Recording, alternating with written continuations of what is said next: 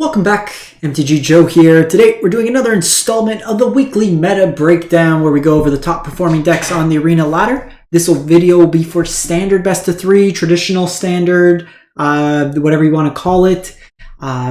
This is going to be a combination of data from Untapped.gg, what you see on the screen, some info from the metagame challenge that we kind of derived, as well as looking over an MTGO Standard leak to kind of get a spread of information. Still fairly early into the format. It's about a week in. We're looking April 18th through the 25th. So folks are still waiting to kind of see what breaks out as the net new decks.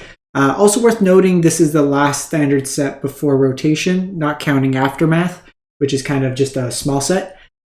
So usually at this point, the meta is fairly stable unless there's not going to be huge shifts. It's usually cards getting added or little tweaks here and there as we'll kind of cover.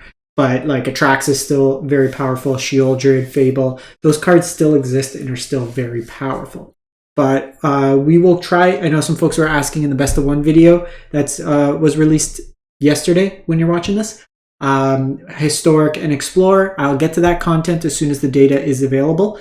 Usually Eternal formats take about 2 weeks from release to curate enough of a data list to be able to start showcasing some new cards and new deck ideas as well. So hang on tight. I'll get you that stuff as soon as possible. But as mentioned, we're going to start off with the data that we have from Untapped.gg, companion tool that runs alongside Arena Client, tracks win rates, loss rates, deck collections, whole bunch of stuff. If you want to get started with Untapped, link is in the video description. I'll paste all these deck lists so you don't have to worry about copying them in. Before we jump in, just reminders, you'll see in the top right-hand corner, we got a tracker. I'm trying to still hit 10,000 subs by June. It's a goal that I have for myself and the channel. We want to keep growing. If you can sub, it's free, easy, and helps the channel grow. We're at 8,321, so closing in. So hoping that works out nicely. As well, I mentioned this on some of the other videos. I'm doing a charity drive, so all the money that I make from YouTube for the month of April, I'm donating every single penny to local Toronto-based food banks. So if you can give my videos a view, it helps out. I'm trying to give away, the goal is $500. I'm about mid 300s at this point, so still got a couple days to make that push, hopefully hit that $500 donation threshold. So jumping in, we, like I said, April 18th to 25th, Diamond to Mythic rank, and we are going to jump in with 5-color Reanimator. So this was a deck that was popular prior to rotation and is still just very strong, 63.8%. 230 games. So this particular version is on, it's basically an Atraxa Reanimator deck in a Rakdos shell. So you sometimes hear it get called Rakdos Atraxa. You're able to either hardcast Atraxa through the Plaza Heroes, off-color lands, and treasures. You'll see some blue and white lands kind of hiding out in there along with some green ones. Or reanimate it with Chapter 3 of Cruelty of Gix. You can make treasures with the Tushi or Fable the Mirror Breaker. And then it's just like Rakdos Control. One thing that I've seen a lot of folks on the ladder is they're playing the new Etali in the main board as well. So they're doing like a 3-1 split, or I've seen some kind of even go as low as like 1 or 2 Atraxas and 2 or 3 Etalis. Etali giving you some immediate cast value as well. So you get that kind of value and bonus as well kind of mixed into there. For your sideboard, like this is pretty much a Rakdos shell. I'm not going to go over every single card because it's been pretty stable in that. But you got your Hand Hate, lots of removal, Fable, Blood Tithe kind of package, some Brotherhoods, and in the main board, and Lily because how it helps you discard. You have also the option to go with Toxroll in the sideboard. Toxroll helps in the go wide matchups, anything token based, mono white, stuff like that, just to be able to kind of sweep the board. You have sweepers in Gix Command, Burn Down the House, as well as Brotherhood's End, and you'll just see like a mix of situational removal, some Graveyard Hate, some Hand Hate, and another Sheoldred for the life gain. The next deck we have going up is Esper Legends. So I would say the 2 decks that are the best right now are those 2 decks. The Rakdos Atraxa deck as well as Esper Legends. They both individually provide you with the most consistency and play some of the most powerful cards in the format. The Esper Legends deck got a big boost with Herald of Invasion, Rona. So Rona lets you draw and discard. So we've seen these looter style effects before, However, Rona gives you the ability when you cast a legendary spell, which is pretty much every spell in this deck, you get to untap it. So it helps you kind of filter out the wrong half, or if you need to draw certain cards, it helps you do so. It also can transform for 5 and 2 life for 6 mana, and then it becomes a 5/5 trampler that when a source deals damage to Rona, you get to exile a card from their hand at random. If it's a line, you put into play, otherwise you get to cast it for free. So hand hate, card selection, a whole bunch of stuff. The draw discard plays very nicely with the Raven Man, because you get to set up so you always get a bird every turn, and you can do it each end step. So you can, draw with Rona, cast a legendary, you discard, so you trigger Raven Man. Rona's untapped, you tap it and draw on your opponent's turn, so you get 2 birds that way. It also works very nice with Toulouse from the Connive ability, because whatever you would discard goes under Toulouse, so it's kind of virtual card advantage for when the Toulouse dies.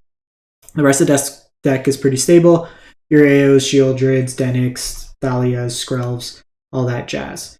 Your sideboard's got some removal and cut down, Surge of Salvation for the red and black kind of removal-based decks, Stainful Stroke negates for the big mana kind of sweeper-style strategies, Razor Slash for the greedy mana bases, Lily for hand hate, Lauren for artifact enchantment removal, and Gix Command as a sweeper, kind of just a recursive effect. From there, actually, I'm going to show you one more. So this is a deck that I got 7 wins with. A few folks have done pretty well with it, all things considered. It's a mono red burn deck. Got this from a Twitter user, Holobolo. So in the events over the weekend, I went 8-1. I lost against a deck that will feature next, the Boros Etali deck. But it is a burn deck that's looking to leverage Invasion of Ringantha to deal 4 damage to face, as well as Stoke the Flames. The change I made in the deck that really helped was Jaya Fiery Negotiator, just for card advantage. And the list I played was 2 Kessig Flame Breathers, but I would switch this and play 2 the Flame Breath Phoenix or the Red Adversary. Both seem better than this card. This card was, I basically sideboarded it out every single game. So I got the 7 wins. I had a couple folks like on my Instagram and my Twitter also have fairly good results with it. There's some folks that played it and couldn't win with it. I would say this is probably a deck that really, it's a tough deck to play efficiently when you're going into a field of like Atraxas and stuff like that. You have to play very tightly. So there's very little room for error with this deck because the cards individually, like when you're playing Feldon and your opponent's playing Atraxa, there's a big disparity in terms of power level. So I would say it's a little bit trickier to kind of pull off. But I have full gameplay of the full 9 matches if you want to kind of see how to navigate the deck. The general thing is with this deck, most of the time you do want to just point your damage to the face with your burn spells. There's instances where you do need to control the board, but for the most part, face is the place with this particular build. Your sideboard, this is how I had it set up for the event. The Furnace Rains were really good, just stealing big things. The change that I made was go down 1 Punisher, 1 Lithomantic Barrage, and play 2 Unlicensers for this matchup here, just to be able to eat the graveyard is really good. So I'll link that as well if you're interested. I think I like the deck a lot. It's very good, but like I said, it's tougher than the just creature-based version, because with the creature-based version, you have reoccurring sources of damage with your creatures. Here, your burn spells have to pull a lot more weight, so again, how you sequence your spells, stuff like that, has a big effect. So this is a deck by Schlupp. Plays a lot of these kind of Boros mid-range style decks. So it's pretty much like a mono-white mid-range deck in the main with access to Etali as well as Fable the Mirror Breaker. They went like 6-1, 7-0, 7-0 in the challenge. Another person on my Twitter also got 7-0. And then got to like top 500 Mythic with it. So the core of the deck, you'll see familiar cards with like Ambitious Farmhand, Spirited Companion, Guardian of Girapur, kind of gets you that double blink ability.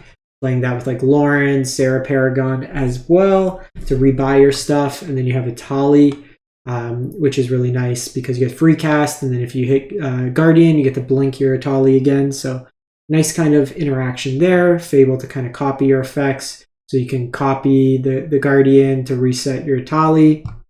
So some nice abilities in that regard. Your sideboard's just got like some removal of Flame Blast Bolt, no longer banned or get you banned from the server Citizen Crowbar. Some just removal options, knockout blow, good against the red base deck, Tushi for the heavy removal, and then another Eternal Wander kind of mixed into there as well.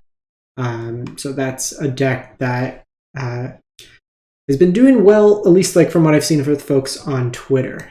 And then we're going to jump over to standard MTGO leagues. So these are kind of like mini tournaments. Think your FNM, but 5 rounds. They're usually a little bit more competitive than just a random ladder match because it does cost you, I think, $10 US to enter these. So there is a cost to enter. So I'm going to kind of skim over some lists. We have a 5-0 with 5-color Atraxa. So this is just a domain deck leveraging hard casting Atraxa. You have Archangel of Wrath as removal.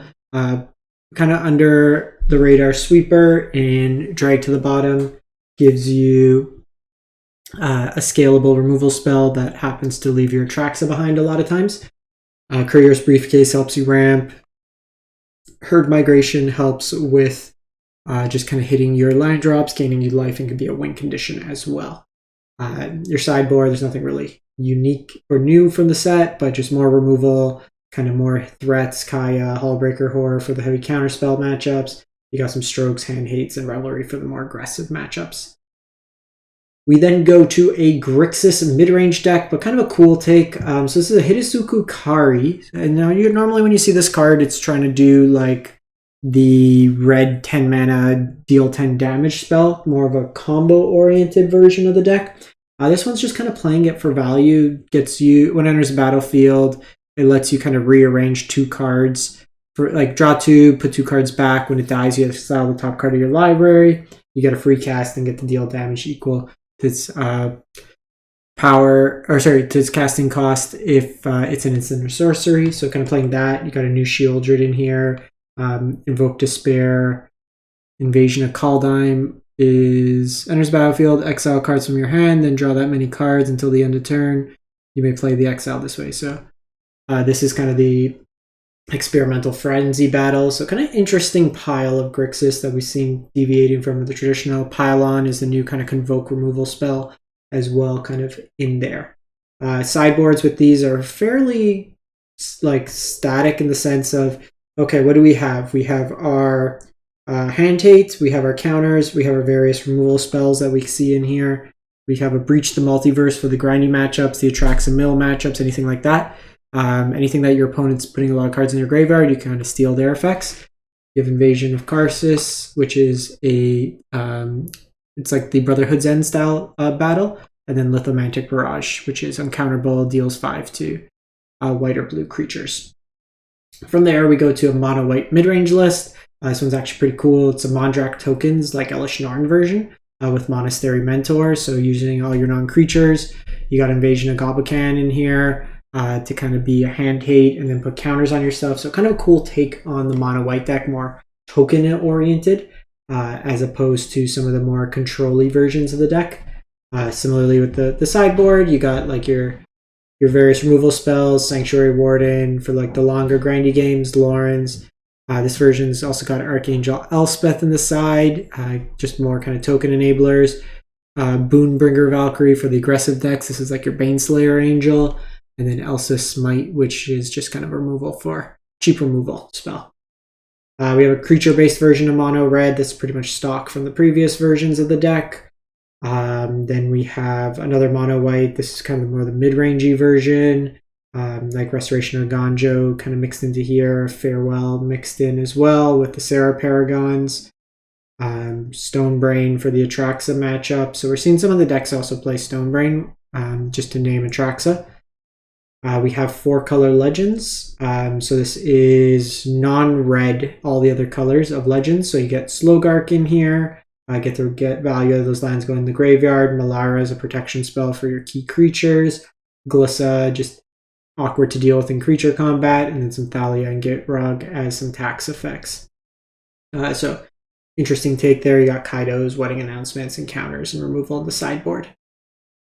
We go then to like the Rakdos kind of aggro mid-range. So Arcvine the Dross in here, so the non-combo. So Rakdos is pretty much like, are you cheating in Atraxa or are you playing Invoke Despair? So this would be the Invoke Despair variant of the deck. And just kind of doing a quick thing. We got mono green! Mono green alert. What we got? Ascendant Pack Leader, 1/1 that gets bigger when you cast 4 drops. Uvenwald's just trample, big body. Beast Caller gets bigger when you cast creatures, puts counters. 3 mana, 4/4 chunker. Canker Bloom, blow up artifact enchantments, proliferate, so you can kind of, you got a counter sub theme to the deck. Evolving Adaptive gets bigger when you cast other creatures. Doomscar Warrior can provide trample to, so actually Doomscar Warrior plays really nice with like the Quarian Beast Caller because you can give it trample for the turn. Also provide some card advantage. Pelucranos can flip after, give you some tokens when it dies, becomes a life linker.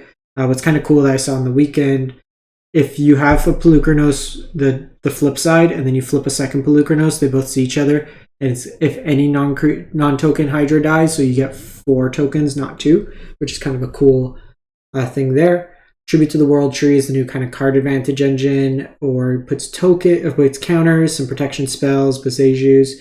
Kind of a sweet list, all things considered. Some graveyard hate with the cemetery, more protection spells, lifelink and kind of heavy removal, graveyard hate. You got Defiler, just to give you big, like each subsequent creature puts more counters. Interesting sideboard. Ancient Imperiosaur. The Convoke one that gets ward and gets bigger for every time for each creature convoked. And then Glistening Dawn lets you incubate, gives you a big creature. Interesting to see no Thrun in this sideboard, but all things considered, pretty sweet to see mono green finally put up some results. But that's it for the week. Let me know what you think in the comments, what's been working for you, and we'll catch you next time. Thanks for watching.